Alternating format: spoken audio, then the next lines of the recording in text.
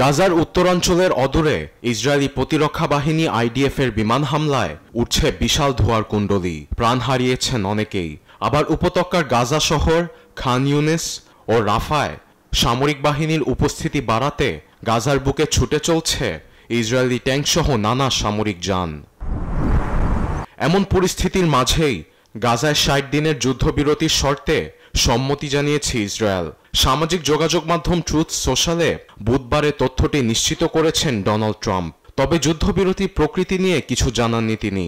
Israeli প্রধানমন্ত্রী নেতানিয়াহুর white house সফরের ঠিক আগের দিনই এমন ঘোষণা দেন মার্কিন প্রেসিডেন্ট। যুদ্ধ স্থায়ীভাবে বন্ধে ওয়াশিংটন সব পক্ষের সঙ্গে কাজ করবে বলে সামাজিক যোগাযোগ মাধ্যমে জানিয়েছেন ট্রাম্প। একই সঙ্গে ফিলিস্তিনের স্বাধীনতাকামী সংগঠন হামাস প্রস্তাবটি মেনে না নিলে খারাপ হবেও বলে হুঁশিয়ারি দেন তিনি।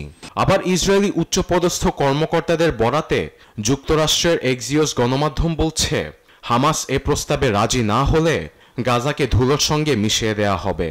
সেই সঙ্গে উপত্যকায় সামরিক অভিযান আরও তীব্র করার হুঁশিয়ারি দিয়েছে ইসরায়েল।